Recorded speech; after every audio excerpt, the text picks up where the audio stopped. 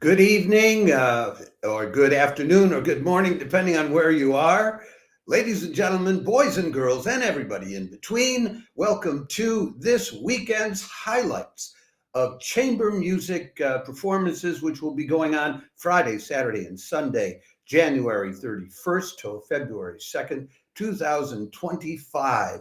If you're watching this, well, we're both still here, or we're all still here after how many years? Anyway, we have a lot to tell you about, but before I say anything else, I want to tell you, remember to like this video if you're watching on Facebook, click the subscribe button if you're watching on YouTube, or follow us. Don't just like the video, but please follow us on X, TikTok, Instagram, or Threads to get more than 1,000 live links to live performances online in 2025. And having said that, let me start. Excuse me, we have at least 10 live streams of chamber works this weekend. If I spend just 3 minutes each, I'll be on for 30 minutes, and I want to get done in 20. So let's start. First of all, that picture there is the Poulenc trio, and we've already told you about them and put out a separate video about it. They will be playing tonight at the Peabody Institute. Well, actually, it will be 12:30 p.m. on the East Coast, 9:30 in the morning on the West Coast, and 6:30 in the evening in Europe, which is now. So they're playing now. If you want to hear some Beethoven, the Gassenhauer Piano Trio No. 4, plus some contemporary pieces by James Lee III, Thomas Benjamin, and Viet Quang, go for it now. Just hang up on this and go see that, and you can come back and watch this live stream in the replay. But you don't want to watch a performance in the replay. You want to enjoy it while the performing artists are pouring their hearts, minds, and souls into creating the moment of truth and beauty to share with you, everybody in the performance hall, and the remote audience. Okay, let's move on to the next one. A little later today, in about 2.5 hours, because there will be a concert coming to you, a live stream coming to you from Wigmore Hall. Let me stop a minute. Let me try to remember to do this the right way, because I want to put up a photo for each event that I'm talking about. And I want to give you a photo now of Konstantin Krimmel and Amiel Bushakevich. And there they are. Okay. Wigmore Hall says, "Happy birthday, Schubert," with a concert by baritone Konstantin Krimmel with Amiel Bushakevich on the piano, playing a variety of selections of Schubert songs, Friday, January 31st, free of charge. That'll be at 9 o'clock European time, 3 in the afternoon on the East Coast, noon on the West Coast. And look, if you really want to join in enjoying the happy birthday to Schubert, 7 in the morning Australian Eastern Daylight Time. I don't have a lot of information about Krimmel and Bushakevich. Time constraints just didn't allow it, but they'll be playing some pieces by Schubert, some from the Schöne Müllerin. They'll be also doing some songs by Lohe, and also some songs like Gruppe aus dem Tartarus Nachtstück, Am Bach im Frühling, etc. So I commend that to you. The Wigmore Hall live streams are always high quality presentations. They're the premier live chamber music concert hall in London, and maybe in the world. At least the Brits will tell you in the world. Okay, let us move on then to the next of the live streams I wanted to tell you about. But we've also already told you about this one and put out a separate notice about it. You know, all good things must come to an end, but not yet when it comes to Soundless by Ellen Fullman and Theresa Wong. Roulette Intermedium continues the 2-part live stream of their unique composition, Soundless, this Friday evening, Eastern Standard Time in the U.S. at 8 o'clock in the evening, Eastern Time. That's a composition played on a newly designed long stream instrument, which Ellen Fullman herself envisaged and created, as well as cello, guitar, and electronic music managed by Theresa Wong. So we've already told you about that one. Enjoy it. That's a picture of the two of them. They'll be going at the second part of it. This was a piece that was written on a commission by the Australian music producer Room 40, which produced their latest album called Harbors, and Room 40 liked it so much they said, "Well, will you create something?" So they did. So Room 40 liked it, so maybe you will too. Okay, moving right along here. I'm so happy this is ripping along because there's so much to tell you about, and I hate taking too much time to do so. Okay, now this one we haven't told you about, all right, and that's Jean Rondeau in the photo. You may not know it, but Jean Rondeau is one of the finest harpsichordists alive today, and he'll no doubt prove it in his live stream of works by Couperin, Bach, and Ligeti, plus his own improvisations in between, Saturday, February 1st. That will be live streamed by March Vivo, those wonderful people in Madrid with the Juan March Foundation.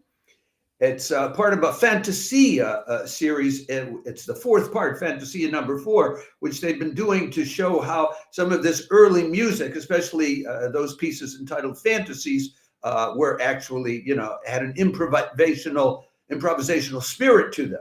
So he's going to be doing these works by these composers I mentioned, plus free improvisations based on the styles of the chaconne, the passacales, and the rondeau.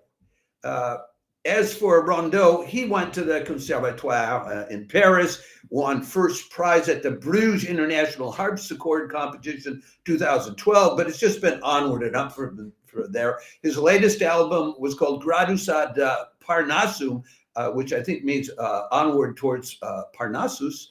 2023 hailed as a triumph by Gramophone. The one before that in 2022, he did Bach's Goldberg Variations, and he got a 5-star review by BBC Music magazine for that. And this year he'll be doing recitals at the Berlin Philharmonic, the Wiener Konzerthaus, London South Bank Center, and chamber music concerts at Carnegie Hall, the Amsterdam Concertgebouw, and the Philharmonie de Paris. So he's hot. If you're into early music, you really want to hear this guy.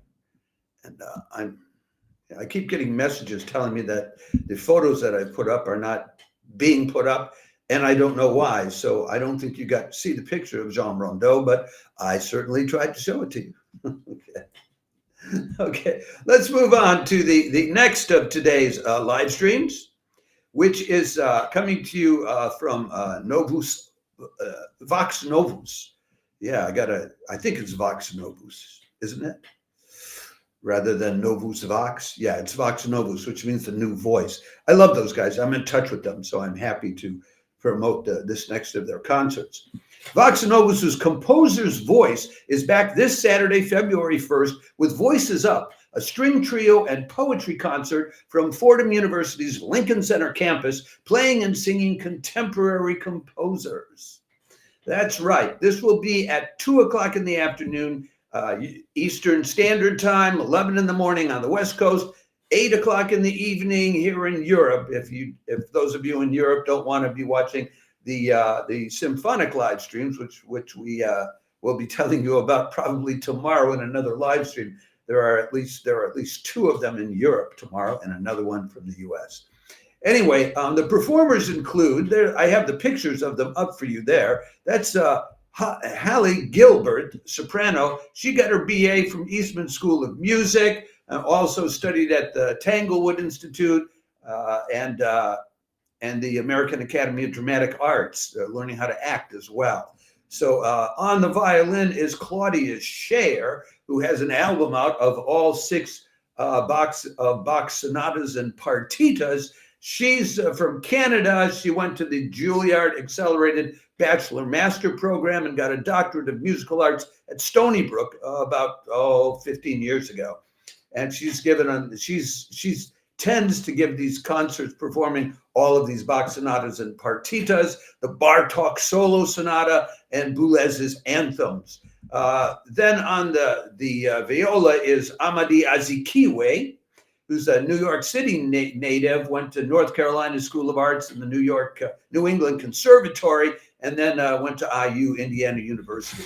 He's a faculty member at NYU Steinhardt School, among other places, and the music director, very proudly, of the Harlem Symphony Orchestra. There's a lot about that in his on his bio page, and I encourage you to check out the bios of each of these four. And then finally on the cello is Yisu Ok, who was a Latin Grammy nominee, and she really likes to cross cultural lines. She's a cellist, a festival director, an arranger, an orchestrator, and a conductor.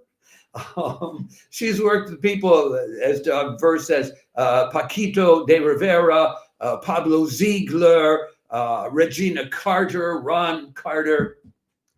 Interesting group of people. There'll also be poetry by poets Alison Powell and Jennifer Atkinson. So that could be fun if you like all kinds of voices. And who doesn't? All right, moving right along here. We move on now to good old Boris Giltberg. I love this guy. This is great. Now, this is... let me tell you about Saturday, February 1st. Boris Giltberg continues playing through all 30. Well, I got to restart that because it's Boris Giltberg. And I had a typo in my notes, and I have to do these announcements correctly. Saturday, February 1st, Boris Giltberg continues playing through all 32 of Beethoven's piano sonatas, and you get to enjoy the latest installment free of charge via Wigmore Hall's live stream. So, of course, you're most welcome to make a donation, and they would like you to do so because it costs to do this. This is, I think, the fourth installment of it. Now, look, you can listen to Giltberg do this free of charge, make a donation for it, or you can pay. Stage Plus is running another pianist who's also playing through all of the Beethoven sonatas, but then that's going to cost you like a minimum, I think, $9.90 per weekly subscription, or like $14.90 for a monthly subscription. So and Giltberg is an excellent pianist, and his choices of how he's grouping them in this particular concert, for instance, he's taking some pieces from which were the earliest piano sonatas that Beethoven composed in his early years in Vienna. And this would be, which ones were that? That would be Piano Sonata number 4, 8, and 9. And then he's doing two more, which are what he considers more experimental. Which one is it? It's Piano Sonata number 20 in G, Opus 49, number 2, and Piano Sonata number 26 in E flat, Opus 81.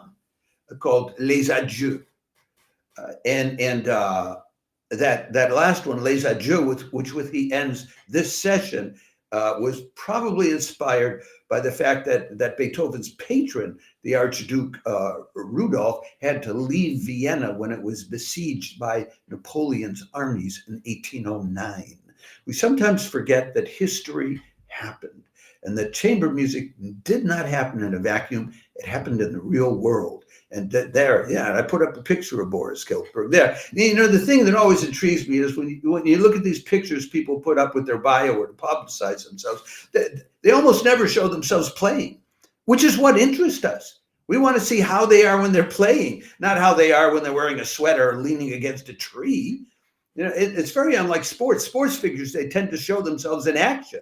And yet so often performing artists, they don't want to show themselves in action. And I honestly don't get it. But let's keep moving right along now to the next offering that we have for you. I think by now we are on to Sunday, if I'm not mistaken. Yeah, isn't that a pretty picture? That's the picture that the Brooklyn Art Song Society chose to use rather than pictures of the performing artists. So for this particular concert, so I will respect that choice. And I'll stop and take a sip. This is not wine, although it kind of looks like Greek wine with Retsina in it, but this is just apple juice. I don't drink on the job.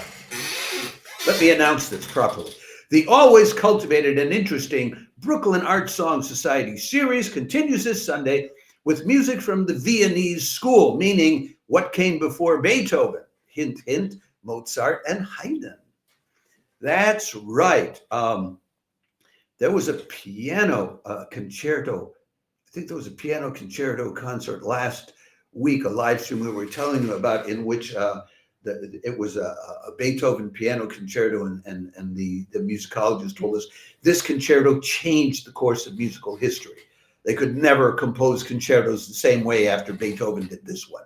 And so, and in other words, the ones that were done by Mozart and Haydn couldn't be done anymore because we'd gone beyond it. Anyway, the Brooklyn Art Song Society, this one is not free of charge. I want to mention to you all of the links that we give you. If there's no amount listed, it means it's free of charge. To get access to this one, if you wanted to attend in person, it's $35 to $55 there in Brooklyn. You can get it on their website if you take a monthly subscription, which you can cancel from month to month for only $10.99. And that gives you access to all kinds of early music data and research and articles. Definitely, I would say worth it to your average middle class. If you're like a middle class lover of early music, it's worth the $10.99. They'll be doing selected songs by Haydn and by Mozart, and they will do. They'll be doing Beethoven's Adelaide. Adelaide.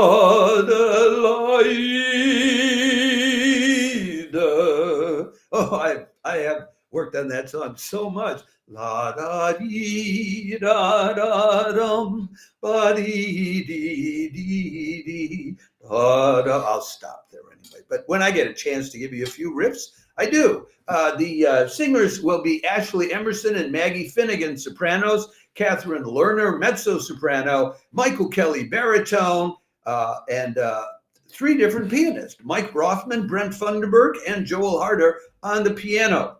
Maybe that's why they didn't give pictures, because there were too many pictures to put up and to show. But I'm telling you, it's always high quality, the Brooklyn Art Song Society. And you know, I was born a long time ago. I'm old, man. I'm not as I don't look as old as I really am. And when I was growing up, people would still ask questions like, "Is there any culture in the United States?" Europeans would ask that kind of stuff. You know, when I was a young man coming out of university and had my first trip to Europe, I would hear questions like that. And, you know, now there is so much chamber music coming out of New York and Baltimore and DC and Chicago, and the state of Washington is flooded with it. So I'm just so happy about that, to have seen the evolution of high culture in my homeland, even if I do live over here on the other side of the pond. So let's move on now to the next. We only have three more, and we're doing okay in terms of time. We won't get done in 20 minutes, probably 25. So if any of you are watching, we probably have a good 6-7 more minutes to go. Let's move on to this next one. That picture there is the Ingolfsson-Stoupel duo.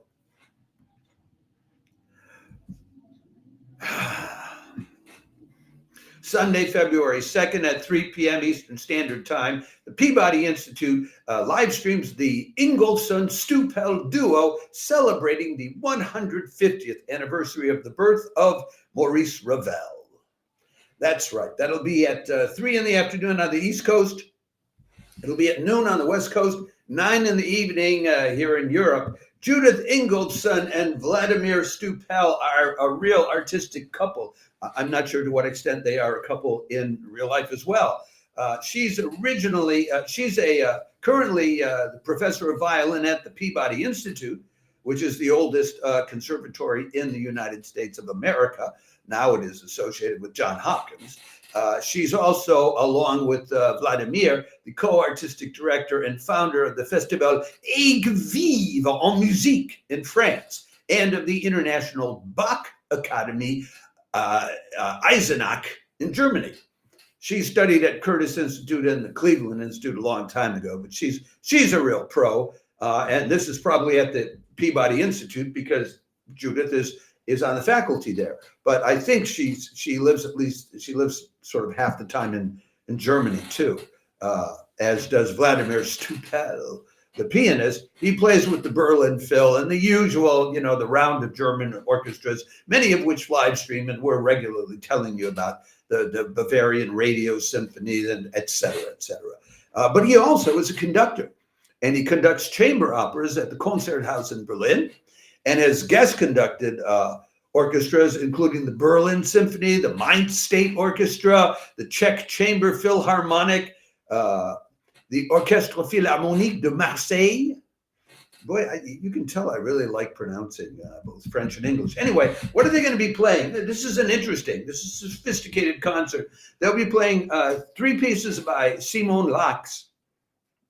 Why? Well, Simon Lax was part of a group of immigrant composers who flourished in Paris between the 2 wars, and then after that, then they'll play Ravel's Violin Sonata No. 2 in G major, which he completed in 1927, and which reflects influences of what was called jazz in those days. I think there's a story about how Gershwin went to Ravel and asked Ravel for lessons in composition. And Ravel asked Gershwin how much money he was making. And when Gershwin told him, because Gershwin had been a star popular song composer on Broadway for years, then Ravel said to him, well, you should be teaching me. Anyway, so they'll do that. Then they will do a piece by Messiaen, Louange à l'éternité de Jésus, praise to the eternity of Jesus, from the Quartet for the End of Time by Messiaen. And they'll finish up with Beethoven's Violin Sonata No. 10 in G major. What does all this have to do with Ravel? Well, I recommend that you check out the website and follow up and figure out why, because this Beethoven sonata was composed for Pierre Rode, who was a preeminent figure of the French violin school, which then influenced Ravel's generation. So this is an erudite concert. It's at the Peabody Institute. I mean, what do you want? But the next concert is also going to be one. Anyway, I commend that to you. It's free of charge. I wanted to get this done in 20 minutes, and there's just no way. It's going to end up taking roughly 30 minutes, and I just couldn't get it done sooner, folks. Okay. What else do we have going on today? We have 2 more.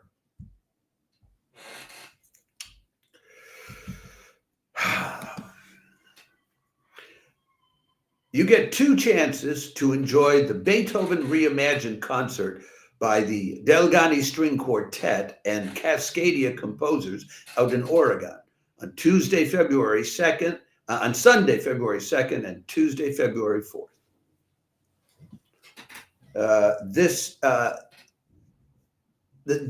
is a concert. The Cascadia composers is a group of a large number of composers in Oregon, and they collaborate with each other and will put together compositions on the same themes. Now, what they've done here is they put out a call for composers to come up with short pieces inspired by Beethoven's String Quartet No. 13 in B-flat major, Opus 130. Yeah, that's what they did. And so the first half of the program consists of these short pieces that various contemporary composers came up with in response to this string quartet by Beethoven. And then the second half of the program will be that string quartet by Beethoven, as well as a fugue by Beethoven, Opus 133. The quartet consists of Anthea Creston, who played for many years with the Artemis Quartet in Europe and had a distinguished career over there, playing with the Berlin Philharmonic, was a concert master with the Deutsche Oper in Berlin. Janny Way, one of the co-founders of the string quartet, the Delgani String Quartet, went to the Mannes School of Music in New York, Peabody Institute, got a PhD at Oregon. Kayla Cabrera, a recent graduate of the Juilliard School, who I think is subbing for someone else who used to be with this string quartet. And Eric Alterman on the cello. He's a native New Yorker, but he's moved to Oregon, and he plays with the Eugene Symphony and the Oregon Mozart Players. So that's both on Sunday and Tuesday. So if you miss it on Sunday, you can hear it on Tuesday. We give you the times in the link that we provide you. How about that? And now we are down to the grand finale of this week's Chamber Works. I love these guys. What can I say? And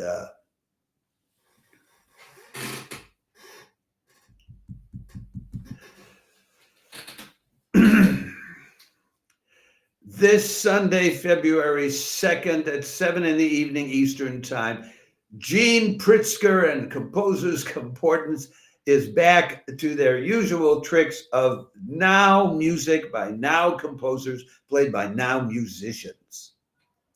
Sometimes it's hard to tell, is this classical, is it not? This concert is it's two different groups playing. It's called Sound Liberation, and the two groups are Tasman and Noise Punk, and there's some pictures of them at work there. But the truth of it is that these are two different groups organized by Gene Pritzker, who is the guitarist, composer, classical musician who also brings in jazz and electronic music influences and anything else he can think of, and somehow manages to attract to himself other classical musicians and sometimes jazz musicians who get together and work on the most contemporary compositions you can imagine, sometimes things that are just composed for that occasion. The composers this time will be Gene Pritzker, Tassos Papastamou, Marshall Coyd, Dan Cooper, and Tim Mukherjee. And of them, I know Pritzker because every week they've got something else going on. I'm not sure of these others. So they'll be doing, among other things, Pritzker's America Electronique No. 2 for narrator, violin, and DJ. And somebody's trying to... Somebody just tried to Skype me while I'm doing this, because all of my friends know that I do these live streams about this time of day. So of course that's when they try to Skype me or contact me on WhatsApp. Anyway, this piece, America Electronique 2, includes a narration of the iconic poem America by Allen Ginsberg. They'll also be doing Suite of Tomorrow's Regrets by Tassos Papastamou and Eric T. Johnson. You know, what can I tell you? When you tune into Composers Concordance, you're going to get whatever it is you're going to get. And if you want music that is absolutely new, you know, and that you would not expect, although, you know, if you're familiar with this kind of more modern stuff, then you would expect it. Well, you'll get that from Composers Concordance. And you know, it just never ceases to amaze me. I look at some of this stuff, and I'm looking up the bios of the musicians involved, and although the music that's being played is not typical classical music, they all have experience. They've done recordings of Schubert and things like that, or they're playing with established symphonic orchestras or chamber music groups. And yet they come here to New York City and they just go wild with Gene Pritzker and his band of merry music makers. So if you dare, check that out. That's on their own. That's not on YouTube like just about everybody else. That is on their Facebook page, and we give you the link to that. Ladies and gentlemen, boys and girls, and everybody in between, that's what we have for you this weekend. 10 different live streams of all different kinds, from the most sophisticated, from early music to music that's being created now, to sweet classic chamber music, to erudite investigations of you know what Beethoven's music was about and what it means to us now, or what Beethoven's music was about and what it meant to those who came before him. It's just, there's so much intelligence. There's so much expertise on display in the next 72 hours. Let me remind you once again, if you want to make sure you don't miss any of this stuff, like this video if you're watching on Facebook, and we'll send you an invitation to follow us. Subscribe to us. Click on the little button underneath the YouTube window if you're watching us on YouTube, or subscribe to or follow us, not just liking the video, but liking us on X, TikTok, Instagram, or Threads. And we promised you we are going to get to you more than 1,000 live links to live performances like this in 2025. There's all this just in 72 hours. So listen, I hope that one or more or any of these experiences for you are inspiring, are uplifting, or, you know, just a good time for you to enjoy together with the other audiences which are there in person and the other people in the global audience. If you watch anything on YouTube, any of these that are streamed on YouTube, go into the chat box and see if Access Arts Live is there. And if I'm there, because that's me, say hello so I know that I was the one that brought you there. And if I'm not there, tell the moderator anyway, hey, Access Arts Live brought me here. So we get a little credit for all the, I'm telling you, I've been working hard to get you all this info. So feel free to contact us and leave comments on any of the platforms where we're live streaming. I would love to hear from you. If you check out any of these concerts, if you like them or if you hate them, I'd love to hear from you about that too. You know, having a reaction is a part of it. And I will probably be back tomorrow with some updates on the big gun productions, because there's opera and 3 different symphonic productions, some symphony orchestras Saturday night, if all this chamber music is not your thing. Ciao for now. Oh, and thanks for tuning in.